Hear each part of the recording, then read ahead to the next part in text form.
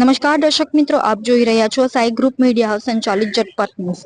કોસંબામાં બુટલેગરોનો આતંક સામે આવ્યા બાદ સુરતના વેલંજામાં પણ બુટલેગરોનો આતંક સામે આવ્યો છે। સામાન્ય બોલાચાલી લોહિયાર બની હતી। સુરતના વેલંજામાં અંબાવિલા સોસાયટીમાં 23 ફેબ્રુઆરીની રાત્રે યુવક પારસ વેકરિયા તેના ભાઈ અને મિત્રો સાથે સોસાયટીમાં બેસેલો હતો, ત્યારે બુટલેગરનો પુત્ર સોસાયટીમાં તેની પ્રેમિકા સાથે અંધારામાં બેસેલો હતો, જ્યાં મૃતક અને તેના મિત્રોએ આ બાબતે ઠપકો આપ્યો હતો, જેથી આરોપીએ તેના અન્ય સાગરીતોને બોલાવ્યા હતા, જ્યાં સામાન્ય બોલાચાલી બાદ ઝઘડો જોતજોતામાં લોહિયાર બન્યો હતો, જેમાં નિર્દોષ યુવક પારસ વેકરિયાની કરપીણ હત્યા કરવામાં આવી હતી। 23 ફેબ્રુઆરીની રાત્રે બુટલેગર અને તેના 9 સાગરીતે હથિયાર વડે આધેડર હુમલો કરતા નિર્દોષ રત્ન કલાકાર યુવાનનું મોત નીપજ્યું હતું, જ્યારે અન્ય 3 ને ગંભીર ઈજા થતા તેમને સારવાર અર્થે હોસ્પિટલમાં દાખલ કરવામાં આવ્યા છે। હત્યાનો ગુનો નોંધી ઉત્તરાયણ પોલીસે ગણતરીના કલાકોમાં 10 જેટલા આરોપીઓની ધરપકડ કરી છે। તો આવો જાણીએ સમગ્ર બાબતે શું છે વિગત। પ્રશાંત પ્રતાપભાઈ વેકરિયા। શું ઘટના બની છે? ઘટના એવી છે કે 11:30 વાગે ફોન આવ્યો, ત્યાં રેસિડેન્સી વાળા રહેતા હતા ને એનો, કે મારા પપ્પાનામાં ફાધરમાં કે અહીંયા આવો એમ, પારસ અહીંયા પડ્યો છે એમ, એને વાગ્યું છે એમ। તો અમે ત્યાં પહોંચ્યા ને, ત્યાં બોડી પડી હતી અને મેં ઉછી કરીને જોયું ને તો ઘા વાગેલા હતા, સપૂના ને એવા, છાતી ઉપર ને બધી। તો પછી ચેક કર્યું અને 108 ને મેં ફોન કર્યો। પછી ત્યાં ચેક કર્યું ને તો કાંઈ શ્વાસ હાલતો નહોતો, એટલે તરત મેં 108 ને ફોન નંબરમાં ફોન કર્યો, એટલે 108 વાળા આવ્યા અને પબ્લિકનું ટોળું ભેગું થઈ ગયું।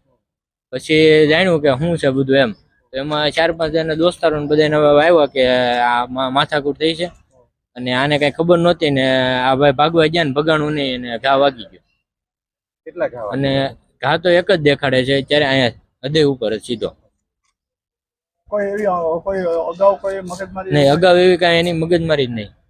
તો કેટલા લોકો દ્વારા ચપ્પુના ઘા મારવામાં જાણે જાણ મળી ને ત્યારે એમ કહે છે કે 7-8 જણા હતા અને આ લોકો 4-5 બેઠા હતા, એમાં આને અહીંયા સપૂન ઘા માર્યો, બીજા બધાને અલગ અલગ જગ્યાએ વાગ્યા।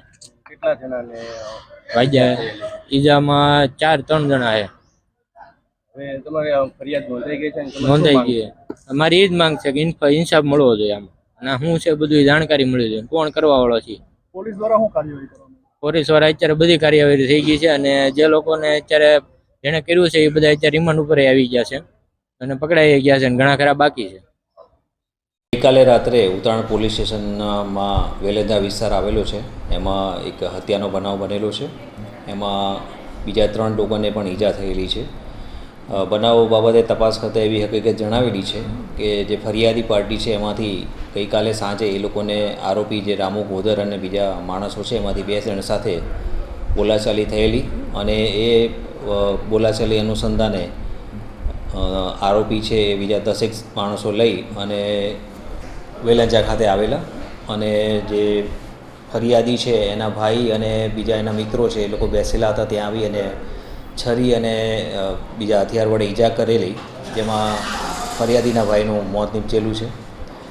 બનાવ અનુસંધાને 10 જેટલા માણસો છે આઈડેન્ટિફાઈ કરવામાં આવેલા છે અને એમને ગુનાના કામે ધરપકડ કરવામાં આવેલી છે અને આગળની તપાસની કામગીરી ચાલુમાં છે। નવસારીમાં રાહત દરે ઉત્તમ સારવાર મેળવવાનું સ્થળ એટલે Kejal life in multi speciality hospital, જ્યાં સામાન્ય ઓપીડી ઉપરાંત સર્જિકલ, બાળરોગ, સ્ત્રી રોગ, ઓર્થોપેડિક જેવા વિવિધ વિભાગોના નિષ્ણાંત તબીબો, અત્યાધુનિક સુવિધાઓ સાથેનું આઈસીયુ તેમજ મા કાર્ડ અને આયુષ્માન કાર્ડ હેઠળ સારવાર ઉપલબ્ધ છે।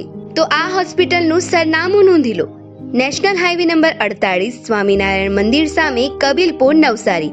અને વધુ માહિતી માટે સ્ક્રીન પર દેખાતા નંબર પર સંપર્ક કરો।